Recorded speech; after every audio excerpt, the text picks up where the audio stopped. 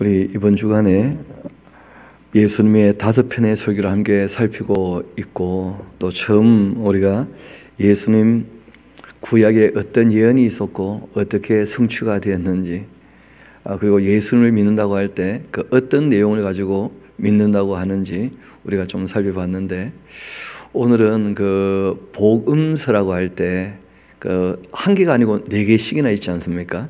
마태, 마가, 누가, 요한. 그 복음서가 4개가 있는데, 어떤 부분은 그 단어, 구절, 그 배열까지 똑같은 부분들이 있어요. 또 어떤 부분들은 좀 다른 부분들도 있습니다. 그래서 우리가 그런 부분을 조금 염두에 두고 혼자 그 복음서를 또 읽을 때 그 큰 서로의 관계라고 할 수 있겠죠. 상관관계. 하나님께서 한 사람만 감동시켜서 써서 완벽하게 쓸 수 있으면 참 좋겠는데, 이거 사람이 그렇지 못하다는 거예요. 그래서 제일 먼저 그 예수님 곧 오실 거라고 생각을 하고 예수님의 가르침 정도만 메모를 해서 이 교회가 처음에 공유를 했었는데, 구약 성경은 원래 있었으니까요.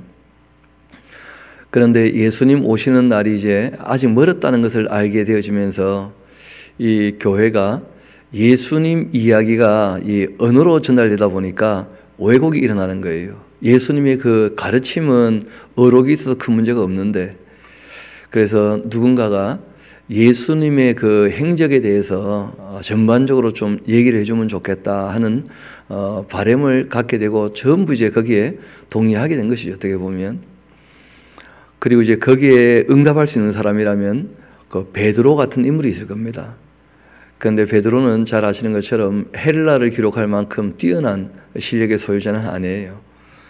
그래서 베드로가 예수님의 그 행적과 그 예수님의 가르침에 대해서 얘기했던 내용 중에 예수님의 행적을 중심으로 해서 그 베드로를 그 돕고 있었던 젊은 목회자가 있습니다. 마가 요한이라고. 그 예전에 그 바울과 함께 전도여행을 갔다가 그 1차 전도여행 때 다투고 돌아왔던 그 마가 요한이라는 인물이 있는데, 그 이 인물이 시간이 지나면서 참 큰 인물이 되어집니다. 그래서 바울과도 함께 해봤고 또 베드로와도 이제 함께 하게 되었는데, 그때 베드로의 예수님의 그 이야기를 다 정리를 내서 마가복음이라고 하는, 실제로는 카타 마르코, 마가가 전해준, 그게 원래 제목입니다. 그러니까 마가가 전해주는 예수님의 이야기, 그런 뜻이거든요. 그런데 문제는 아시는 것처럼 분량이 너무 적죠. 너무 많이 빠져 있는 거예요. 그래서 이 마태 같은 분이 본인이 예수님의 그 가르침을 다 정리하신 분이거든요. 그래서 이 마가복음의 그 얼개에다가 예수님의 가르침을 정리해서 올려놓은 것이 이제 마태복음이라 할 수 있습니다. 그래서 마태복음에 예수님의 그 설교가 5편이 크게 정리가 되어 있는 거예요. 제일 먼저가 율법을 완성하신, 정말 우리에게 복 주시고자 말씀하셨던, 그게 바로 산상수훈이죠. 그래서 산상수훈은 제일 시작이 뭐냐면, 복 있는 사람은 복되도다 하면서 하나님의 율례와 법들을 지키면 이 땅에서도 복을 누리게 되는 것입니다. 은혜를 받게 되는 것이고, 그래서 이 첫 번째 설교는 바로 참된 복을 주시고자 말씀하셨던 산상수훈이었고, 두 번째 설교는 그 제자들을 파송하시면서 예수님께서 하나님의 사람들의 그 자세가 어떠해야 되는지 그 부탁하신 내용이었고, 세 번째는 천국에 대해서 비유 설교하시면서 천국을 정말 사모한다면 그 마음밭이 어떠해야 하는지, 또 천국의 주인 되시는 그 하나님을 경외한다면 그 마음밭이 어떠해야 되는지, 또 이 세상을 대할 때 자세가 어떠해야 되는지, 거기에 대해서 이제 비유로 말씀하신 내용들을 우리가 압니다. 그리고 이제 또 설교하셨던 내용이 무엇이었냐면, 오늘 우리가 이제 보게 되겠죠. 그 공동체 강화라 그래요. 더불어 신앙생활 할 때 우리가 많은 사람들에게 대하게 될 텐데, 그런데 그때 어떤 자세가 되어야 되는가?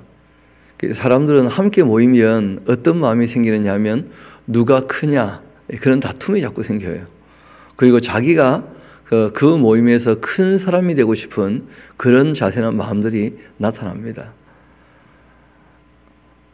그래서 예수님께서 절대 그래서는 안 된다. 더불어 신앙생활할 때 정말 천국을 사모해서 함께 모인 신앙 공동체, 정말 하나님을 사랑해서 함께 모인 신앙 공동체라면 마음을 돌이켜서 어린 아이처럼 되어야 한다. 정말 겸손하게. 자기만 옳다고 자꾸 주장하면 그 관계가 다 어려워지고 마는 것이니까 항상 당신 말도 참 일리가 있다. 그리고 정말 좋게 한번 해보자.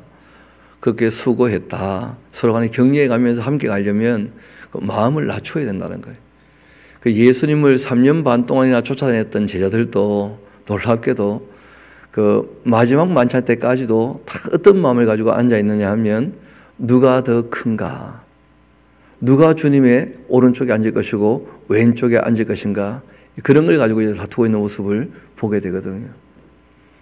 아직 그 성령께서 계시되시기 전이었기 때문에 그 예수님께서 이후에 성령 오시면 좀 달라질 거야 하고 이제 그렇게 말씀하시는 정도로 해서 그 넘어가게 되는데 실제로 성령님 오시고 확실히 달라졌죠. 그래서 이 공동체, 신앙 공동체, 주님께서 교회 머리시고 우리가 주님의 몸된 교회인데 그 몸된 교회가 어떠해야 하는가 하는 것을 말씀하신 공동체 강화가 있고, 그리고 난 다음에 제일 마지막 설교가 종말 설교라 그래요. 그러니까 우리가 이 땅에 살아갈 때 개인적인 종말도 반드시 있을 것이고 역사적인 종말도 반드시 있게 될 것입니다. 우리가 마지막을 맞이할 때 어떤 일이 있느냐 하면 항상 끝이 힘들 수 있다는 거예요. 그러면 시작도 그 뭔가를 처음 시작할 때 쉽지 않을 수 있고 또 과정 가운데서도 참 힘겨운 일들이 고비마다 있을 수 있지만 실제로 이제 모든 것을 마무리할 때 큰 이 시험이나 어려움이 닥칠 수 있다는 거예요. 그래서 예수님께서 미혹에 주의해야 할 것이고 그리고 끝까지 착하게 살아야 되고 충성되게 살아야 한다. 거기에 대해서 아주 부탁을 하시는 그런 설교를 우리가 보게 될 것입니다. 그런데 이 마태는 유대인이었기 때문에 굉장히 유대인 입장에서 또 얘기를 하게 된 겁니다. 그래서 누가 같은 분은 어떤 스토리를 이야기할 때 주제별로 묶어두지 말고 근원부터 자세히 미루어 살펴서 순서대로 좀 써야지 사람들이 알아듣지 않겠는가 해서 이제 이방인을 위하여 예수님 이야기를 다시 한번 정리를 합니다. 그것이 이제 누가복음이 됩니다. 그래서 누가복음을 보면 많은 사람들을 만나서 증인들의 고백을 통해 다시 한번 정리하거든요. 그래서 마가복음, 마태복음에 없는 이야기를 무려 40가지나 넘게 찾아 적고 있다는 거예요. 이렇게 이제 마태, 마가, 누가 이 세 분의 그 예수님 이야기는 예수님의 행적을 중심으로 쭉 적었는데 그리고 이제 세월이 한 30-40년 더 지났습니다. 그리고 그 요한이란 분은 그 복음서를 마무리하고 실제로는 요한계시록 성경 전체를 마무리하게 되는데 그 이분 입장에서는 예수님이 무엇을 하셨는지도 중요하지만 어떻게 하셨는지도 중요하지만 정작 예수님 누구신가 이걸 확실히 밝혀놔야 되는 거예요. 그래서 요한복음은 그 관점이 좀 다르죠. 예수님 이야기를 하고자 할 때 예수님은 바로 하나님이시다. 말씀이 육신이 되어 우리 가운데 거하신 분이신데 이 말씀이 하나님과 함께 계셨고 이 말씀이 곧 하나님이시라는 거예요. 그리고 이 땅에 오신 이유가 우리에게 진리를 가르치시고 은혜를 베푸시는 것 다 맞는데 알고 보면 아버지 하나님의 사랑이 어떠한지를 확실하게 보여주시려고 오셨다는 거예요. 하나님이 세상을 이처럼 사랑하사 독생자를 주셨던 것이다. 그래서 이 4개 복음서를 다 함께 읽어봐야 우리가 좀 더 입체적으로 예수님 이야기를 알 수가 있고 우리가 하나님 말씀을 알아들을 수 있으니까 그 복음서가 4개인 이유는 거기 있는 것이죠. 성령님이 감동하시지만 기자는 사람이기 때문에 그래서 사람들이 다 좀 부족한 부분이 있어서 이 4개 복음서면 그 예수님의 이야기를 충분히 알 수 있겠다 하는 것이고, 그리고 우리가 지금 마태복음을 보고 있으니까 우리가 이 복음서를 볼 때 예수님의 그 행적들을 간략하게 정리하면 이런 것입니다. 제일 먼저는 준비에 대한 얘기가 나와요. 준비 이야기. 그러니까 뭐 세례 요한이 태어날 것, 또 이제 예수님께서 태어날 뭐 수태고지 이런 것이죠. 그리고 난 다음에 탄생 이야기가 나오죠. 그리고 이제 예수님 어린 시절 이야기가 또 나온 부분도 있고, 그리고 이제 예수님께서 결국 30쯤 되셔가지고 그 세례 요한에게 세례를 받으시죠. 그리고 난 다음 성령에 이끌려 마귀에게 시험을 받으시면서 예수님께서 공생애에 앞서서 준비하시는 전반적 과정이 쭉 나오게 되어집니다. 그렇게 예수님께서 공인되어지면 그 다음에 이제 예수님의 사역이 나오죠. 예수님의 사역은 제자를 부르시고 함께 일하시면서 제자를 양육한 것이 굉장히 큰 사역이었습니다. 그리고 그 예수님의 사역은 삼중직이라고 그러죠. 그러니까 제일 먼저는 예수님께서 선지자로 이 땅에 오셔서 구약의 모든 선지자들의 그 말씀을 완전하게 하신 거예요. 그래서 예수님께서 율법도 완전하게 하시고, 또 이 이스라엘 백성들이 그 당시 갖고 있던 여러 가지 오해도 다 풀어주시고 하나님의 뜻을 밝히 그들에게 알려주셨다는 거예요. 선지자이시기 때문에.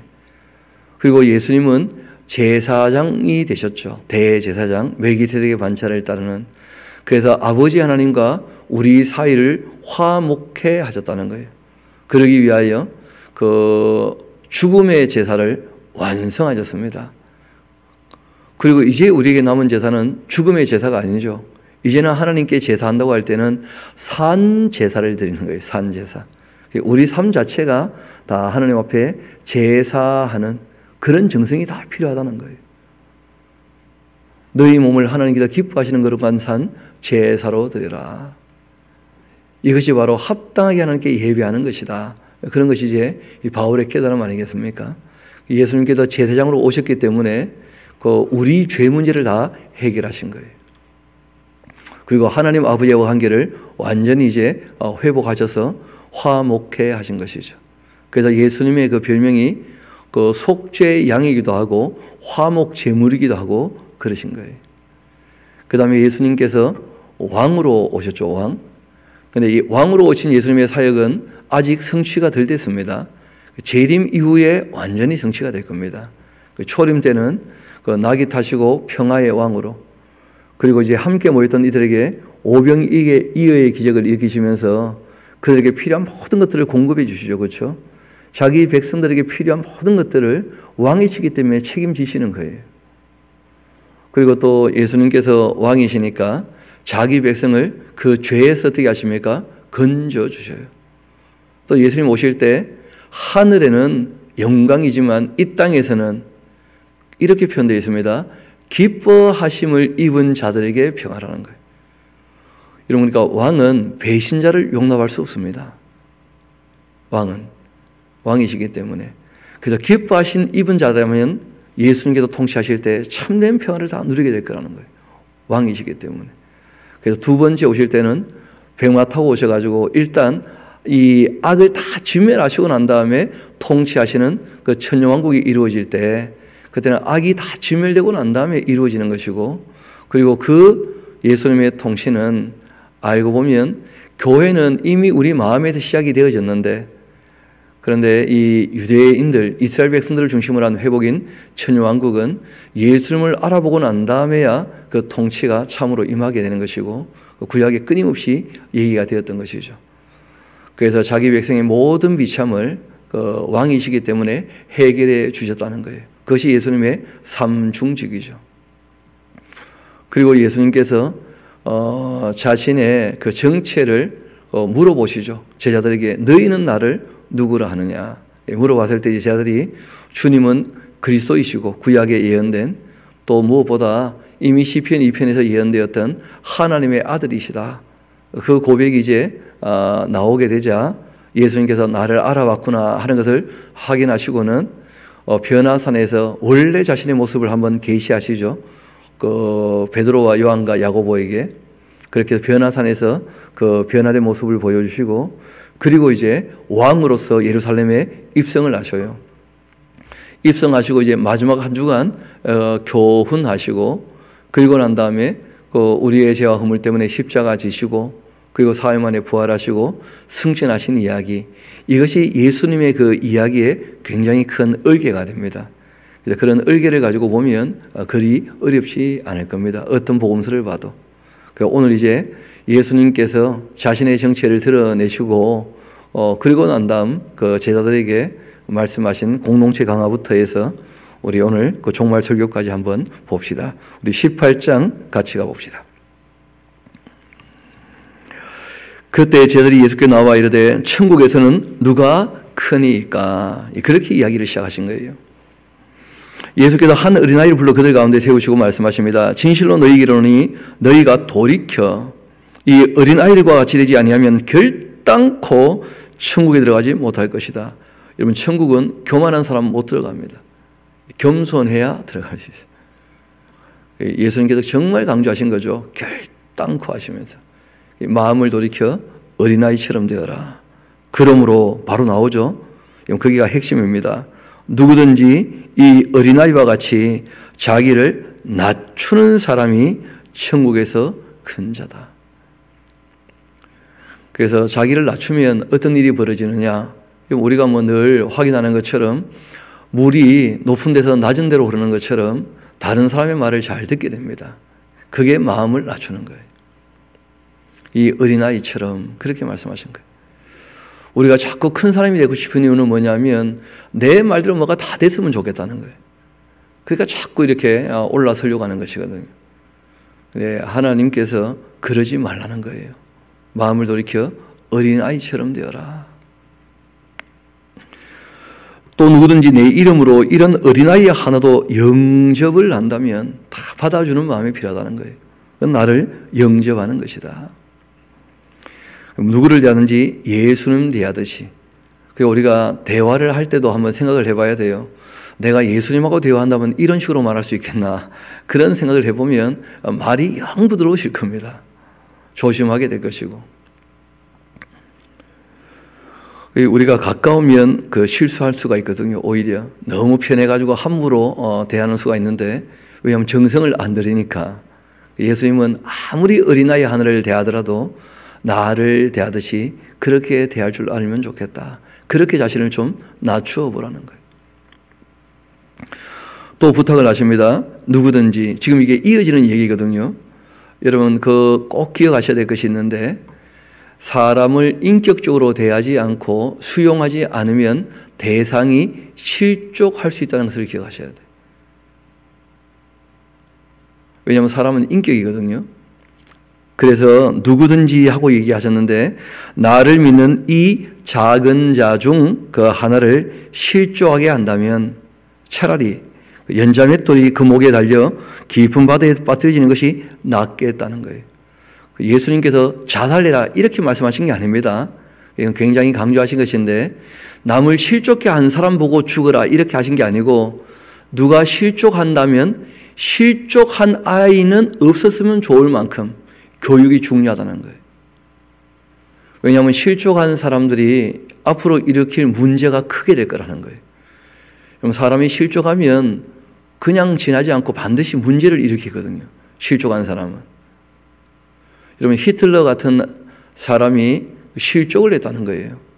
어릴 때부터 이런저런 치임을 받으면서 사람들에게 무시당하고, 그리고 특별히 이제 유대인들에게도 마찬가지고 교회에서도 실망하고 이런저런 실족을 하게 되어지니까, 본인이 권세를 잡았을 때 본인을 실족해 했던 사람들 그냥 내버려 두지 않는 거예요.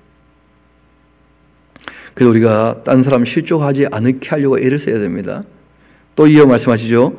실족하게 하는 일들이 있음으로 말미암아서 세상에 화가 있도다. 그 다툼이 왜 일어나느냐, 왜 시끄러워지느냐, 누군가가 실족했다는 거예요. 없으면 참 좋겠는데 또 있는 게 이 세상이라. 그래서 그 옆에다 하나 적어 놓으십시오. 이후에 이제 나오게 될 얘기인데, 오래 참음도 필요하다. 그거 좀 적어 놓으셔야 돼요. 오래 참음도 필요하다. 이어봅시다. 실족하게 하는 그 사람에게 화가 있지 않겠는가? 만일 내 손이나 내 발이 너를 범죄하게 하거든 찍어내버리라. 장애인이나 다리 저는 자로 영생에 들어가는 것, 두 손과 두 발 가지고 영원한 불에 던지는 것보다 낫지 않겠는가? 만일 내 눈이 너를 범죄하게 하거든 빼어내버리라. 한 눈으로 영생에 들어가는 것이 두 눈 가지고 지옥불에 던지는 것보다 낫지 않겠는가? 그래도 또 말씀하셔요. 삼가 이 작은 자 중에 하나도 없인 여기지 말아라. 여러분, 그런데 별표 한 100개 좀 해놓으셔야 됩니다. 누구를 대하든지 그 사람을 없이 여기면 안 돼요. 너희에게 말하노니 그들의 그 천사들이 하늘에서 하늘에 계신 내 아버지 얼굴을 항상 배옵느니라. 공동체 생활할 때 제일 중요한 것은 겸손한 것이고 모든 사람을 예수님 대하듯이 대하는 것이다. 그리고 우리가 서로 간에 대화를 할 때 상대를 실족시키지 않기 위해서 힘쓰고 애써야 되겠다. 이런 것이 공동체 관계의 가장 중요한 요지가 됩니다. 이어봅시다. 너희 생각에는 어떠하냐? 그 없음이라고 되어 있는 것은 뒤에 보면 어떤 사본은 또 있습니다. 그 어떤 내용이 있느냐면 인자가 온 것은 잃어버린 자를 구원하려 함이다 하는 말씀이 있어요. 그 예수님은 남들이 가장 없인 여기는 그런 사람들 다시 찾아서 데리고 오시려고 잃어버린 것을 찾으시려고 오셨다는 거예요. 너희 생각에는 어떠냐? 만일 어떤 사람이 양 100마리가 있는데 그 중에 하나가 길을 잃었으면 그 99마리를 산에 두고 가서 길 잃은 양을 찾지 않겠냐? 진실로 너희에게 이르노니 만일 찾으면 길을 잃지 아니한 99마리보다 이것을 더 기뻐할 것이다. 이와 같이. 그러니까 하나님 마음을 우리에게 알려주시는 것인데 이 작은 자 중에 하나라도 잃어버리는 것은 하늘에 계신 너희 아버지의 뜻이 아니니까 너희들이 사람을 대할 때 하나님의 형상이고 하나님의 자녀이고 또 하나님의 건수로 부름을 받았다는 것을 꼭 기억하고 더불어 신앙생활할 때 누구든지 참 존중해 줘야 된다. 그렇게 부탁을 하신 거예요. 여러분, 친절히 대할 때 실족하는 사람은 없다는 것을 꼭 기억하셔야 됩니다. 그래서 예수님 부탁이 공동체 강화 제일 첫 번째는 어떻게 하라고요? 겸손해야 된다. 두 번째는 상대를 실족시키지 않게 애를 써야 한다. 그렇게 부탁을 하신 거죠. 이어봅시다. 또 내 형제가 죄를 범할 수가 있다는 거예요. 그럴 때 가서 너와 그 사람과만 상대하고 권고하라는 거예요. 1대1로. 죄를 지었을 때는 권고해야 됩니다. 만일 들으면 너가 너희 형제를 얻게 될 것이고 또 만일 듣지 않거든 한두 사람 데리고 와서 두세 증인의 입으로 말마다 확증하게 하고 또 만일 그들의 말도 듣지 않거든 교회의 말하고 교회의 말도 듣지 않거든 이방인과 세리와 같이 여겨야 할 것이다. 적어도 3번의 권고가 필요한데 제일 먼저는 개인적인 권고를 해야 돼요. 그래도 이제 안 들으면 그럼 두세 증인과 함께 가서 또 권고를 해야 돼요. 그래도 고집 부리고 못되게 구는 사람도 있거든요. 그럴 때는 이제 교회의 권위를 가지고 권면을 하는데 교회의 권면도 안 듣는다. 그러면 뭐 신앙인이 아닌 것이죠. 왜냐하면 우리가 세례식을 할 때 3가지 약속을 했거든요. 하나님 앞에 하나님의 일에 동참하도록 우리가 11조 하기로, 그리고 또 두 번째는 우리가 공적인 예배에 늘 참석하기로, 그리고 세 번째는 양심에 어긋나지 아니하는 교회의 질서 그 7위에 순종하기로 약속을 다 했다는 거예요. 그 약속을 해놓고 약속을 안 지키면 문제가 되잖아요. 그래서 하나님의 일을 함께 할 때 그 양심에 어긋나지 않은 일이라면 그 수용하는 게 또 기본적인 자세입니다. 더불어 신앙생활을 하는 것이니까 교회의 질서가 있다는 것이죠. 이어봅시다.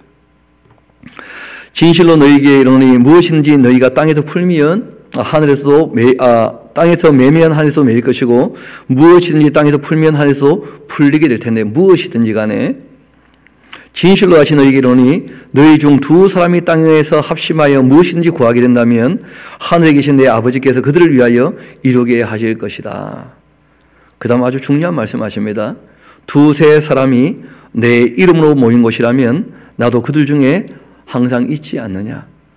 그러니까 적어도 2사람 또는 3사람이 한 마음이 될 수 있는 그 내용이라면 그러면 하나님께서도 그것이 하나님의 뜻이지. 그럴 수 있다는 거예요. 여러분, 그 두세 사람이 함께 모이는데 한 사람이라도 그것이 양심에 어긋나는 일이라면 그는 아닌 것이죠. 무슨 말인가 하면 한 사람이 한 사람에게 찾아서 권면을 해도 여러분, 권면을 듣는 사람이 잘못할 수도 있지만 실제로는 권면하는 사람도 오해할 수 있다는 거예요. 그러니까 두세 사람이 함께 가서 또 얘기를 해보면 너가 이 사람에 대해서 오해가 있네, 이렇게 또 풀리는 수가 있다는 거예요. 그래서 교회 공동체가 함께 어떤 얘기를 하게 될 때 그 사람과의 관계에 있어서 그 메어버리면, 이 사람을 치리하게 되면 하늘에서도 매이게 되는 거예요. 반면에 이제 받아주게 되면 하늘에서도 어떻게 되는 겁니까? 풀리게 되는 거예요. 여러분, 또 교회가 복음을 전하면 하늘에서도 풀리는 거예요. 그런데 교회가 복음을 전하지 않으면 하늘에서 매여버립니다. 하나님께서 교회를 통해 하시는 일은 교회가 안 하면 하늘에서도 아무것도 못 하신다는 거예요. 이게 교회의 권세이기도 하고 교회의 의무이기도 해요. 그래서 우리가 5대 그 사명이라고 보통 얘기를 하는데, 예배하는 것, 인도하고 전도하는 것, 그리고 교육하는 것, 그리고 이제 구제하고 봉사하는 것, 그리고 이제 더불어 사귀는 교제하는 것, 이런 5가지 교회의 중요한 사명이 있거든요. 이 사명들을 교회가 감당하지 않으면, 교회가 메어버리면 하늘에서 어떻게 된다고요? 메어버린다는 거예요. 그래서 교회의 이 공동체의 강화인데, 두세 사람이라도 내 이름으로 함께 모여 있다면 나도 늘 함께 한다, 이렇게 이제 말씀하셨죠. 그리고 오늘 새벽에 보니까 영 많이 모였죠. 두세 사람 훨씬 넘으니까. 그렇지 않습니까? 이어봅시다. 그때 이제 베드로가 알아들었어요. 이게 무슨 말이냐면, 맨다 푼다는 말이 이게 용서에 대한 것이구나, 이런 걸 이제 베드로가 알아들은 거예요. 예수님 말씀하신 거 아닙니까? 너희가 용서하면 아버지께서 너희를 용서하실 것이고, 너희가 용서하지 않으면 아버지께서도 용서하지 않은 그 사람부터 용서 안 해요, 하나님께서. 그렇지 않습니까? 그래서 이제 베드로가 알아듣고 얘기를 합니다. 그때 베드로가 나와 이르되, 주여, 형제가 내게 죄를 범하면 몇 번이나 용서해야 됩니까? 7번까지 하면 되겠습니까? 억수로 많이 불렀죠. 본인 생각은 원래 3번이었는데 7번까지 얘기해요. 그때 예수께서 말씀하십니다. 너에게 이르노니 7번뿐 아니라 이 7번을 7번까지 할지라도 해야 한다. 490번이죠. 그러므로 천국은 그 종들과 결산하려고 하던 어떤 임금과 같다. 결산할 때 10,000달란트 빚진 자가 하나가 있었다. 갚을 수 없는 빚이라는 거예요.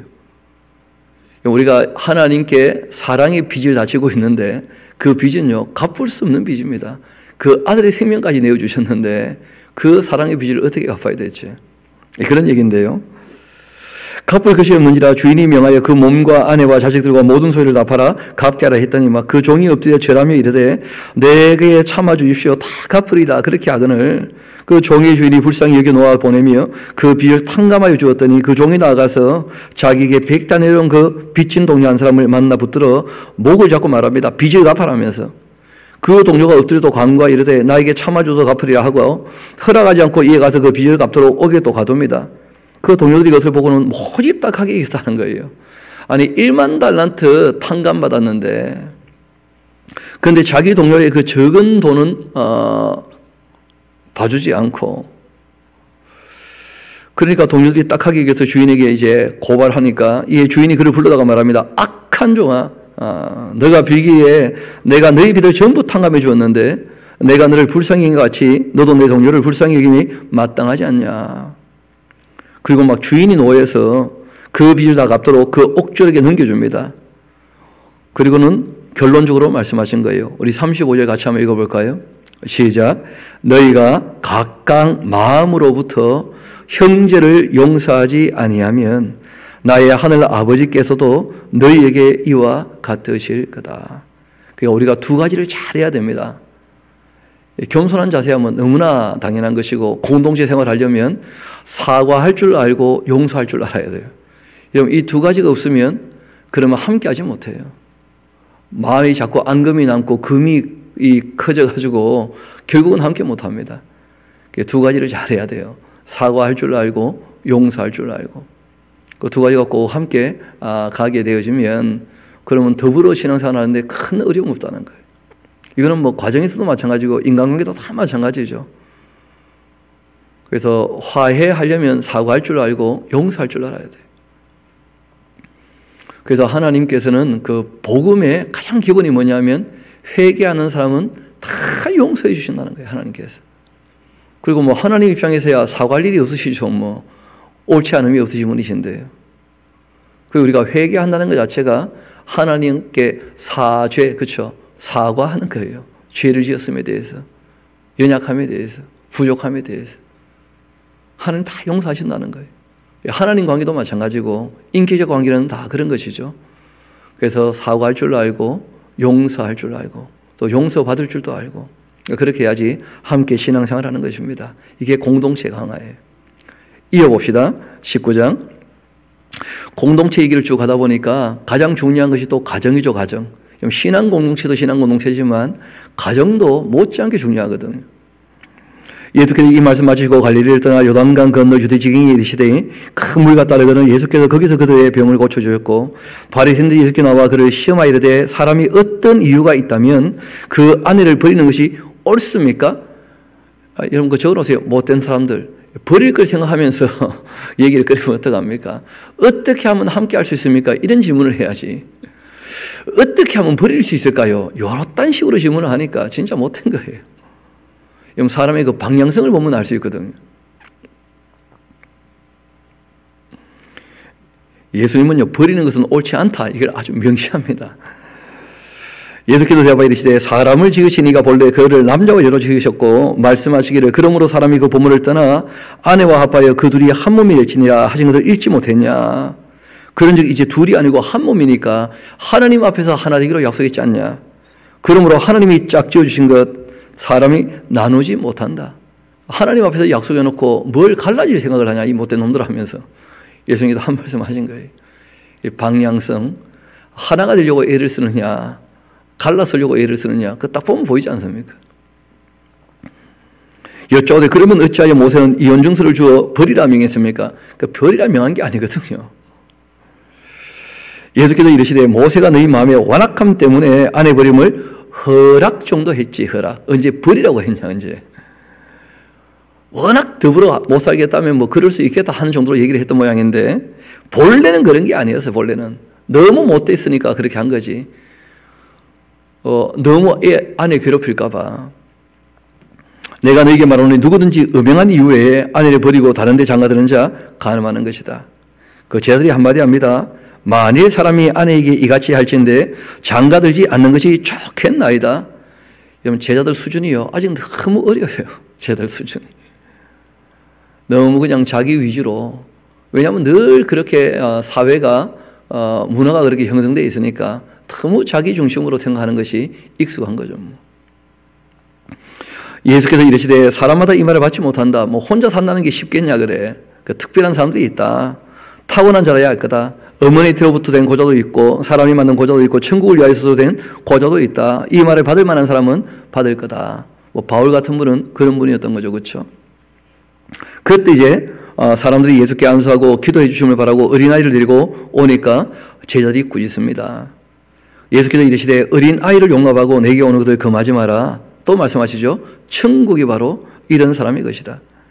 그에게 안수하고 거기를 떠났다는 거예요.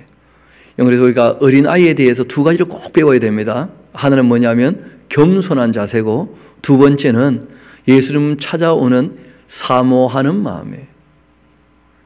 그 두 가지는 우리가 꼭 배워야 돼요. 그러니까 공동체 생활할 때 별로 어려운 게 없죠. 그렇죠? 겸손하고 남을 실족치 않게 하려고 만남에 대하여 대화에 대하여 정성을 조금 들이고 그리고 사과할 줄 알고 용서할 줄 알고 용서받을 줄 알고 그리고 사모하는 마음을 가지고 그리고 하나님께서 우리를 용서하신 것을 기억하면서 정말 넓은 마음을 가져야 돼요. 일할 때 이제 뭐 신앙생활뿐 아니고 공동체 생활은 가정생활도 있지만 공동체 생활은 사회생활도 있지 않습니까? 그때 어떤 사람이 죽게 와서 말합니다. 선생님이요. 내가 무슨 선한 일을 하여야 영생을 얻겠습니까? 하면서 이 더불어 사는 사회에 자기 구원에만 관심 있는 사람이 있다는 거예요. 자기 구원에만. 그 예수님께서 이 대화를 통해서 그 사람의 생각을 고쳐주시는 장면이 나오는데 이 사람의 생각이 고쳐졌는지는 모르겠습니다. 한번 봅시다.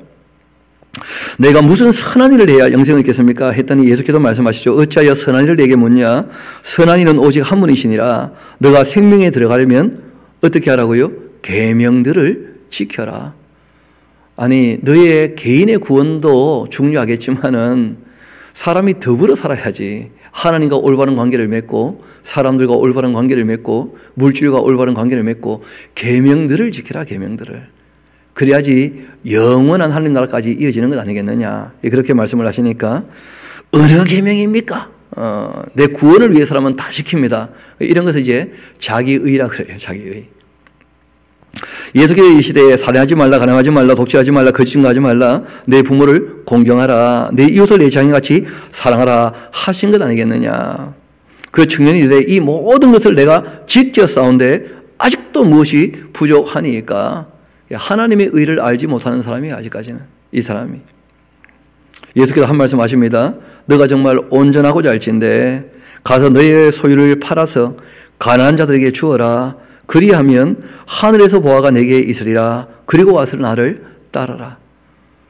그러니까 가난한 사람에게 나누어 주라 하는 말이 무슨 말이겠습니까? 그거 적어 놓으십시오. 더불어 사는 법을 외우라. 더불어 사는 법을. 너 그렇게 움켜잡고 있으면 어떡하냐. 부자가 되어가지고. 물질은 사람을 위해서 사용돼야 될 텐데 부자가 왜 천국 가기 어려우냐?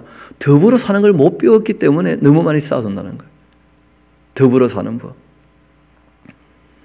그래서 자기 개인의 구원만을 바라면서 이 땅에서 신앙생활을 한다.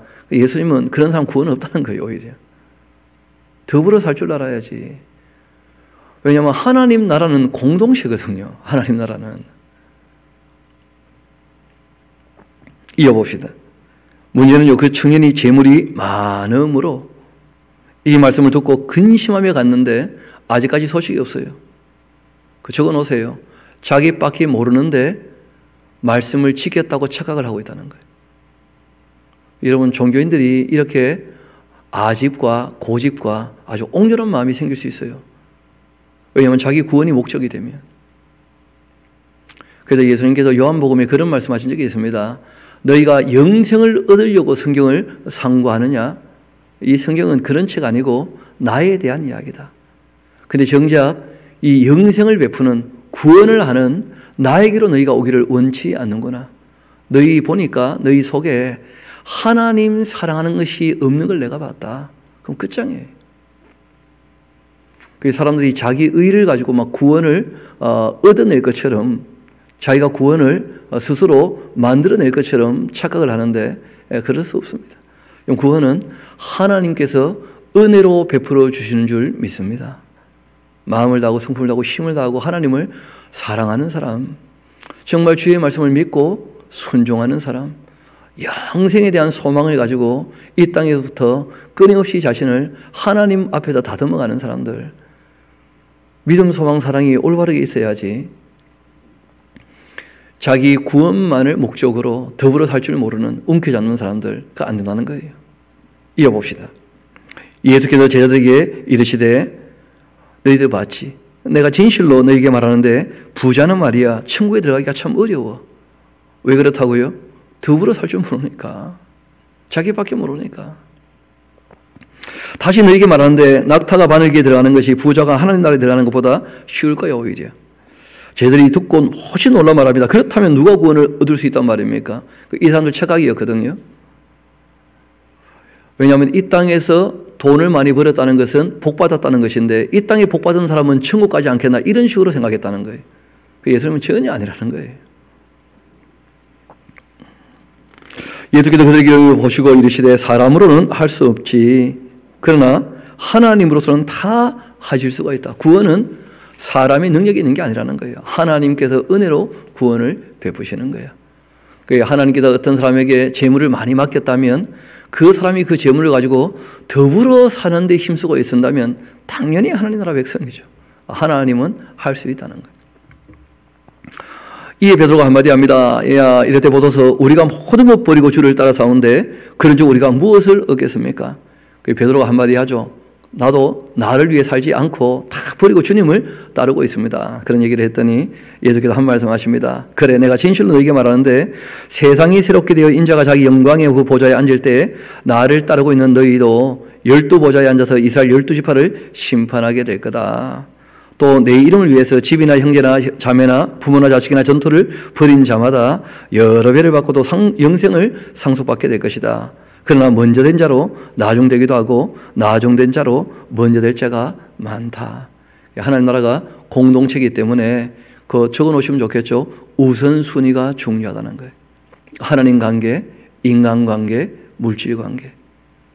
그 가치관이 바르게 설정되어 있어서 공동체 생활을 하려면 하나님 중심으로 사람을 소중히 여기고 물질을 바르게 사용할 수 있게 그 우선순위를 확실하게 하라는 거예요.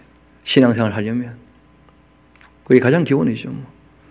그래서 우리가 교회에서 여러 가지 회의가 있게 될 텐데도 그 회의를 할 때 우리가 교회의 재정을 이제 어떻게 출납을 할 것인가, 출입을 할 것인가, 이런 거 가지고 이제 회의를 할 때 있지 않습니까? 그 재물을 사용할 때 그 이 원칙을 꼭 기억해야 된다는 거예요. 내 욕심을 가지고 결정할 것인가, 정말 하나님의 사람들 위해서 결정할 것인가, 주님의 일을 위해서 결정할 것인가, 거기에 대한 우선순위를 잘 가늠해서 우리가 결정을 하면 되겠죠. 그게 공동체 강화예요. 그리고 이제 마지막 설교죠. 우리 한번 24장 같이 가봅시다. 종말 설교죠. 24장. 예수께서 성전에 나와서 가실 때 제자들이 성전 건물을 가르쳐 보이려고 나옵니다. 대화에 이르시되 너희가 이 모든 것을 보지 못하냐? 내가 진실로 너희에게 이르노니 이 성전은 돌 하나 돌 위에 남지 않고 다 무너지게 될 거다. 그랬더니 예수께서 감람산에 앉으셨을 때 제자들이 조용히 와서 물어봅니다. 우리에게 이르소서 어느 때에 이런 일이 있겠사오며 또 주의 임하신가 세상 끝에는 무슨 징조가 있단 말입니까? 여러분 질문을 3개를 한꺼번에 던져버렸어요. 제일 먼저는 성전이 무너진다는 것이 무슨 말인지, 두 번째는 예수님 재림하신다는 것이 무슨 말인지, 세 번째는 세상 끝날이라는 것이 무슨 말인지, 이런 것들을 이제 동시에 물어본 거예요. 그러니까 답을 우리가 찾을 때에도 3가지로 나누어 찾아야 됩니다. 여기는 이 명료하게 구분이 잘 안 돼 보여요. 그래서 우리가 정리를 해서 보면 쉽게 보입니다. 중요한 것은 이 3 질문에 예수님의 대답은 한 가지였습니다. 그게 뭐냐면 미혹에 주의하라는 거예요. 일단은 이어봅시다. 예수께서 대답하여 이르시되 너희가 사람의 미혹을 받지 않도록 주의해라. 많은 사람이 내 이름으로 와서 이르되 내가 그리스도라 하여서 많은 사람을 미혹할 것이다. 예수님 모시기 전에 많은 사람이 자기가 마치 구원자가 되는 것처럼 떠들어서 너무 많은 사람을 미혹할 거라는 거예요. 여러분 그거 하나 적어 놓으십시오. 새로 생기는 종교는 다 가짜다. 역사성이 없으니까. 여러 가지 뭐 하다가 요즘 나타나가지고 자기가 그 구세주의나 되는 것처럼 떠듭니까? 예수님 다시 오실 때는 구름 타고 오시지 태어나지 않습니다. 태어난 사람이라면 다 가짜예요. 구세주일 수 있어요. 그리고 난리와 난리 소문이 있겠지만 너희가 삼가 두려워하지 마라. 이런 일이 있어야 돼. 아직은 끝이 아니다. 세상 끝에 징조가 있다는 거예요. 징조가. 민족이 민족을 나라가 나라를 데려가 일어나고 곳곳에 기근과 지진이 있을 텐데 이 모든 것은 지난해 시작일 뿐이다. 그때 사람들이 너희를 환란에 넘겨주겠고 또 너희를 죽일 텐데 너희가 내 이름 때문에 모든 민족의 미움을 받게 될 때가 온다. 그때 많은 사람이 실족하게 되고 서로 잡아주고 서로 미워하게 되고 거짓 선자가 한둘이 아니고요. 많이 일어날 거예요. 그러니까 종말의 징조도 없는데 종말에 대해서 아주 임박한 것처럼 떠드는 거짓 선자들 너무 많이 일어날 겁니다. 거짓 선자 크게 3 종류를 말씀하셨어요. 예수님께서 이 본문에서 누가복음하고 함께 이제 연계해 보면 알 수 있는데 제일 첫 번째는 내가 그라 하는 사람, 두 번째는 계시록에 기록된 종말의 징조도 없는데 임박한 종말을 얘기하는 사람들, 그리고 세 번째는 신비주의 영성을 가지고 진리가 아닌 신비로 능력으로 사람을 끄는 사람들. 이거 다 미혹해야 될 거짓 선자들이에요. 정말 주의해야 됩니다. 이어봅시다.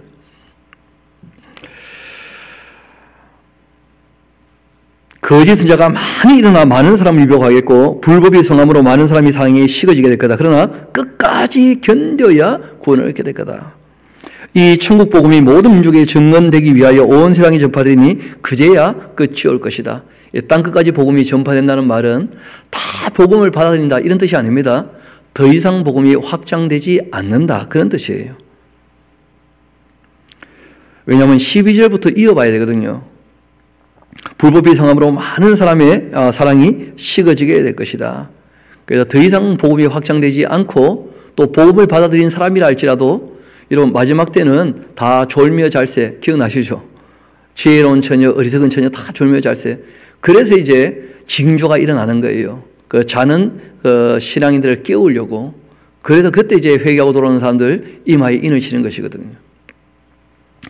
그러므로 너희가 그 선지자 다니엘이 말했던 멸망의 가정 것이 그러한 것을 보거든 일런저런 깨달을진저 그때에 여러분 성전에 대한 이야기는 유대인들과는 관계 있는 겁니다. 기독교와는 아무 관계가 없어요. 유대에 있는 자들은 산으로 도망할지어다. 지붕 위에 있는 자 집안에 있는 물건 가지러 내려가지 말고 밭에 있는 자 겉옷 가지러 뒤로 돌이키지 마라. 그날에 아이 벤 자들과 젖먹이는 자들에게 화가 있을 텐데 너희가 도망하는 일 겨울이나 안식일에 되지 않도록 기도해라. 그 안식일은 기독교와 아무 상관없잖아요. 이는 그때 큰 환란이 있겠습니다. 여러분 여기에서 그 단락이 나누어져야 됩니다. 거기다가 큰 선 하나 그어 놓으십시오. 무슨 말이냐면 그 성전이 무너지게 될 때 이미 그 다니엘서 9장에 70일에로 그 예언되어 있었거든요. 예수님 초림 때는 안 되고 예수님 재림 이후에 이제 회복이 될 텐데 그 예수님과 재림 이 사이에 그 두 번이나 성전이 무너질 거라는 거예요. 첫 번째가 AD 70년에 무너졌죠. 그리고 그 다음 무너지는 것은 아직까지 성전이 세워지지도 않았고 이후에 이제 마지막 적그리스도가 거기 서게 되면 또 무너지게 될 겁니다. 그럴 때는 유대에 있는 자들은 도망하라는 거예요. 성전이 무너진다는 말은 하나님이 너희와 함께 하지 않는 건 아니겠냐는 거예요. 그리고 이제 온 세상에 있을 환란에 대한 말씀을 하시죠. 세상 끝의 이야기. 창세로부터 지금까지 이런 환란은 없고 후회도 없을 텐데 그날을 감하지 아니하면 모든 육체에 대한 이야기입니다. 구원을 받지 못할 거다. 그러나 택하신 자들을 위하여 그날을 감하실 것이다. 시험 받을 때 피할 길도 내시고 감당이 못하는 시험은 허락지 않으시고 또 고난의 때를 감해 주시고 뭐 우리를 너무 잘 아시니까요. 그때 사람이 너에게 말하되 보라 그리스도가 여기 있다 혹은 저기 있다 그런 말해도 믿지 마라. 거짓 그리스도들 거짓 선자들 일어나 큰 표적과 기사를 보여 할 수만 있으면 택하신 자들까지도 어떻게 할 거라고요? 미혹할 거라는 거예요. 그러니까 말씀을 배워놓지 못하면 믿음 생활을 한다고 하면서도 자꾸 기적이나 이적이나 표적이나 눈에 보이는 현상을 따라갈 거라는 거예요. 그러면 실족하는 겁니다. 정말 주의해야 됩니다. 봐라 내가 너희에게 이러한 이야기를 미리 말한 이유가 있다는 거예요. 왜 미리 말씀하셨습니까? 미혹받지 말라고. 그래서 내가 그러하는 사람들이 큰 소리 치면 미혹받기 쉽다는 거예요. 우리가 보이고 있지 않습니까? 신천지에 미혹당하는 사람들이 20만이 넘잖아요. 이만희가 마치 자기들을 구원해 줄 것처럼 이만희 말만 들으면 막 천국 갈 것처럼 그거 완전히 가짜인데 그런데 예수님 미리 말씀하셨는데 정말 그런 일들이 너무 많이 일어난다. 너무 많이. 뭐 문성명, 박태선 다 마찬가지죠. 뭐. 끊임없이 일어나요. 끊임없이. 게다가 또 신사도주의 운동자들 이 신비주의 영성 끊임없이 그 진리를 따르지 않고 사랑을 행하지 않고 기적이나 이적이나 표적을 보면서 자기 구원을 확인하고자 하는 사람들 다 미혹에 걸려 넘어지는 사람들이죠. 또 이 이스라엘에 있을 성전은 우리 기독교와는 상관없고 유대인들 그 예루살렘에 있는 이들에게는 관계 있는 것인데 마치 교회와 이 이스라엘을 동일시해 가지고 그 예루살렘에 왜 그렇게 관심이 많은지 교회가 그 도무지 이해도 안 되고 납득도 안 돼요. 그러면 다 미혹당하는 거죠. 그 주의하라고 말씀하신 거다. 이어봅시다. 그날 환란 후 적시해가 어두워지고 달이 빛내지 않고 별들이 하늘에서 떨어지며 하늘의 권능이 흔들릴 텐데 그때 인자의 징조가 하늘에서 보이겠고 그때 땅의 모든 족속이 통곡을 하며 그때 인자가 구름 타고 능력과 큰 영광으로 오는 것 다 보게 될 거다. 그뿐 아니라 그가 큰 나팔소리와 함께 천사들을 보낼 텐데 그들이 그 택하신 자들을 하늘 이 끝에서부터 저 끝까지 다 사방에서부터 어떻게 할 거라는 거예요? 모을 거라는 거예요. 우리가 성경 전체를 보면 마지막 나팔 이후에 이런 정도의 일들이 있게 됩니다. 먼저는 낙원에 있는 사람들이 부활을 해요. 낙원에 있는 부활하는 사람들 중에 예수님께서 14만 4천을 챙기십니다. 그들은 거짓이 전혀 없이 인생을 살았던 분들이에요. 이들을 데리고 이제 구름 타고 강림하십니다. 그때는 예루살렘에 강림을 하셔요. 그때 이제 이 땅에서는 어떤 일이 벌어지느냐 하면 인침을 받았던 사람들 있지 않습니까? 그 사람들을 천사들이 다 불러 모았다가 그 예수님께서 구름 타고 오실 때 그 구름 속으로 끌려 올라가요. 그리고 우리가 보통 휴거라고 얘기하겠죠. 그렇죠? 그러면 그 교회는 불이 붙은 유리바다 건너편으로 건너갑니다. 그리고 이제 예수님께서 백마 타고 오셔가지고 하나님께서 진노의 대접을 퍼부으실 때 이 땅에 이제 남아있는 악한 잔당들이 있어요. 이 거짓 선지자하고 적그리스도, 이걸 산채로 잡아서 지옥에 던져놓고, 그러고 난 다음에 예수님께서 만물을 새롭게 해서 그 말씀하신 대로 감람산에 예수님께서 재림하셔서 이 땅이 새롭게 되면서 천년왕국이 이루어집니다. 그러니까 천년왕국은 이스라엘을 중심으로 하는 회복이에요. 그 천년왕국이 다 끝나게 되어지면 마귀가 잠깐 풀려나겠죠. 그렇죠?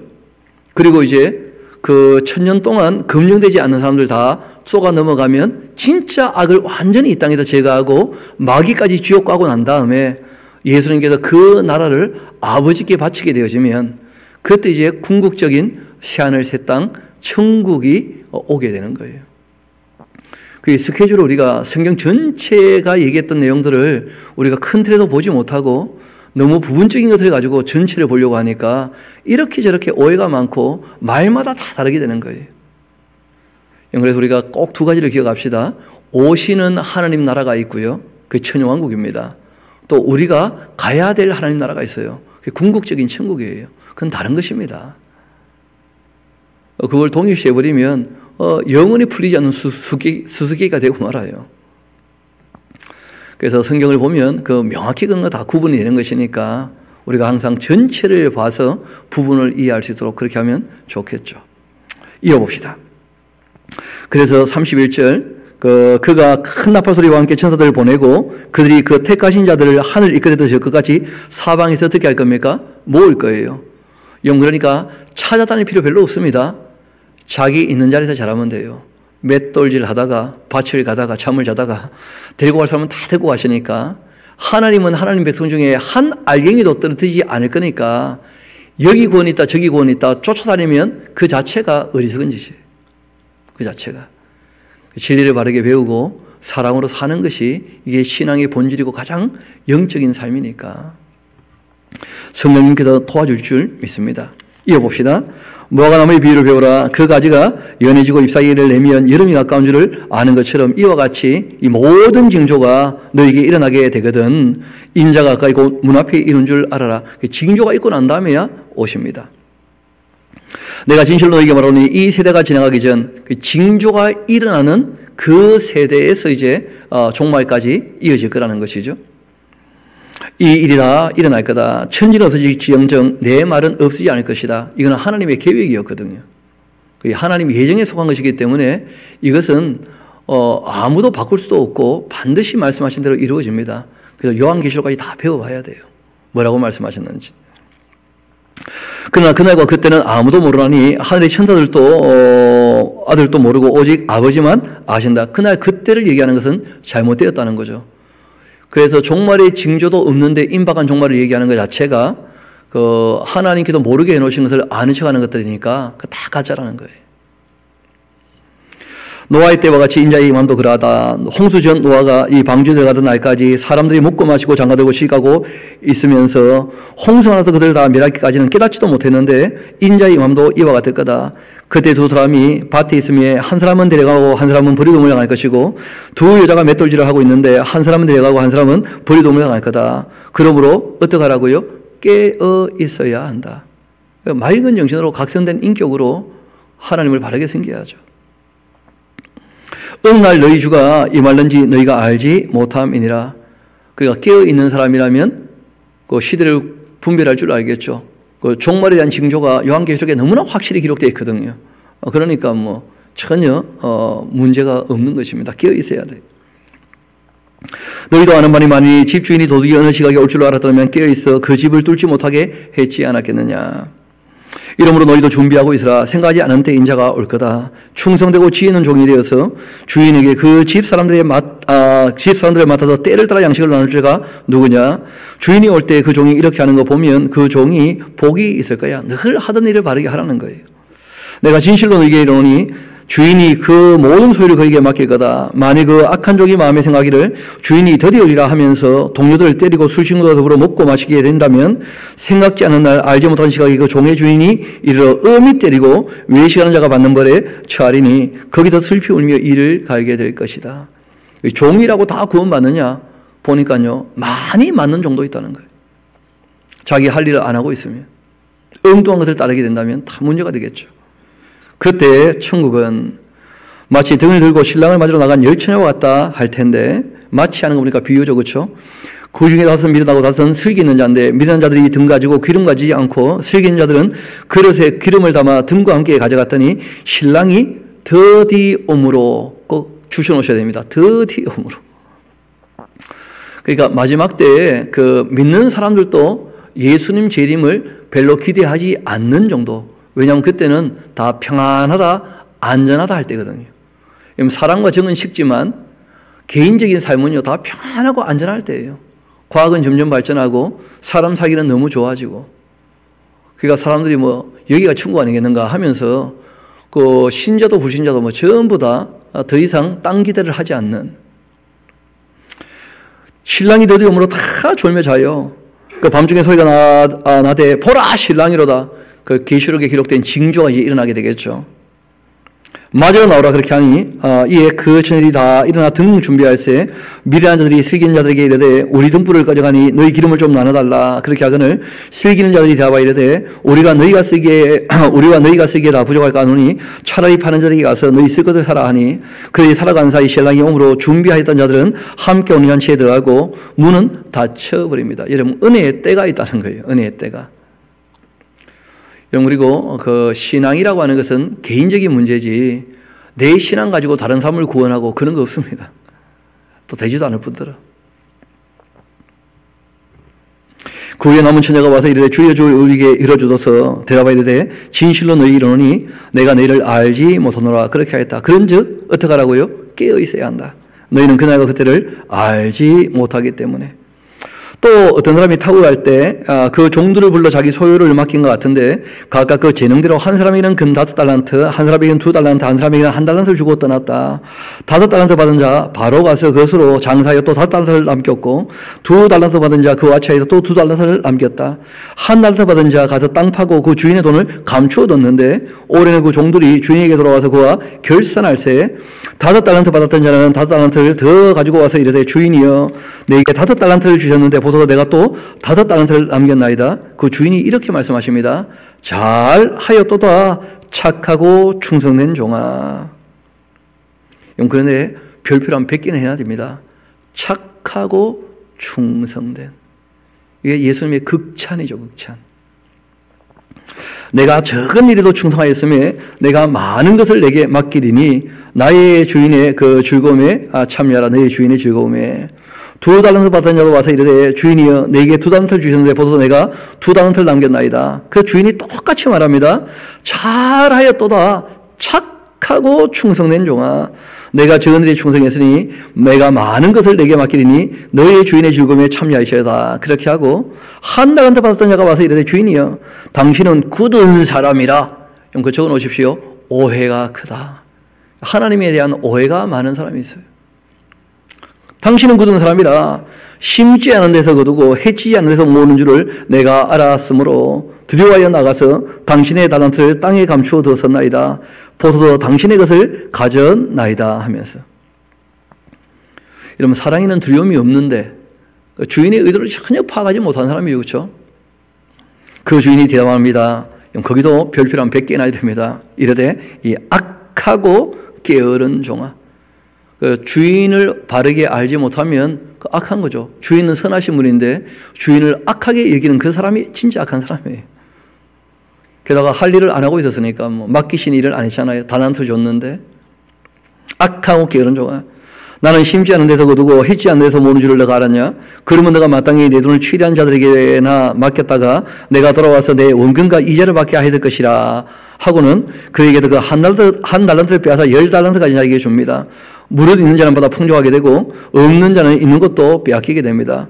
이 무익한 종을 바깥 어두운 데 내쫓으라. 거기서 슬피 울며 이를 갈게 될 것이다 하면서 그 하나님께서는 일할 줄 아는 사람에게 맡기시는 것이죠. 인자가 자기 영광으로 모든 천사와 함께 올 때 자기 영광의 보좌에 앉게 될 텐데 모든 민족을 그 앞에 모으고 각각 구분하기를 목자가 양과 염소를 구분하는 같이 그렇게 해서 양은 그 오른편에 염소는 왼편에 둘 거다. 그때 임금이 그 오른편에 있는 자들에게 이르시되 내 아버지께 복받을 자들이여 나와 더 창세로부터 너희를 위하여 예비된 나라를 상속받으라. 내가 줄일 때 너희가 먹을 것 주었고 목마를 때 마시게 했고 나그네 됐을 때 영접했고 헐벗을 때 옷 입혔고 병들었을 때 돌보았고 옥에 갇혔을 때 와서 보았다. 이 의인들이 대답합니다. 이르되 주여 우리가 어느 때 주께서 줄이신 것 보고 음식을 대접하였고 목마르신 것을 보고 마시게 하였나이까? 어느 때 나그네 되신 것을 보고 영접하였고 또 헐벗으신 것을 보고 옷 입혔나이까? 어느 때 병드신 것이나 옥에 갇힌 것을 보고 가서 배웠나이까? 그렇게 할 텐데 임금이 대답합니다. 이르되 내가 진실로 너희에게 이르노니 너희가 여기 내 형제 중에 지극히 작은 자 하나에게 한 것이 곧 나에게 한 것이다. 그렇게 하시고 또 왼편에 있는 자들에게 말씀하십니다. 저주받은 자들아 나를 떠나 마귀와 그 사자들을 위하여 예비된 영원한 풀에 들어가라. 내가 줄일 때 너희가 먹을 거 주지 않았고 목마를 때 마시게 하지 아니했다. 나그네 됐을 때 영접하지도 않았고 헐벗을 때 옷 입히지도 아니했고 병들었을 때 옥에 갇혔을 때 돌보지도 아니했다. 그렇게 하시니 그들도 대답합니다. 이랬되 주여 우리가 어느 때 주께서 줄이신 것이나 목마르신 것이나 나그네 되신 것이나 헐벗은 것이나 병드신 것이나 옥에 갇힌 것을 보고 공양하지 아니하더이까? 이때 주인이 임금이 대답합니다. 이르시되 내가 진실로 너희에게 이르노니 이 지극히 작은 자 하나에게 하지 아니한 것은 곧 나에게 하지 아니한 것이니라. 그렇게 하시고 우리 46절은 같이 한번 읽어볼까요? 시작. 그들은 영벌에 의인들은 영생에 들어가리라. 그렇게 하신 거예요. 그러니까 종말 설교는 우리가 정리를 하면 그런 것이죠. 미혹되지 마라.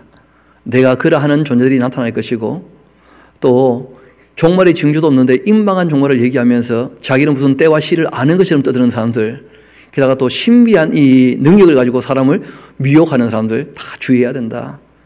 그리고 마지막 때가 되면 다 졸며 자겠지만 징조를 보면 돌이킬 수 있도록 내가 충분히 미리 얘기를 해두겠다.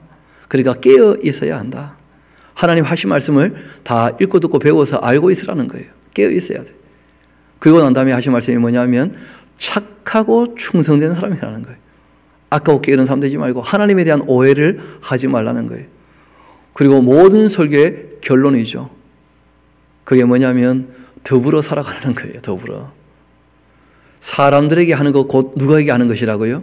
나에게 하는 거예요. 지극히 작은 자에게 하는 것이. 그러면서 의인은 그 영생에, 그러나 악한 자들은 어디예요? 영벌에. 저도 여러분도 악에서 벗어났다고 하지만 혹여 자기 의가 너무 강해서 하나님의 의를 오히려 무너뜨리는 일이 있을 수 있다는 것도 기억하시고 우리가 의롭게 살아가되 하나님의 의로 하나님을 사랑하는 마음으로 주님의 뜻을 따르는 저와 여러분 되기를 소망합니다. 기도하도록 하시겠습니다.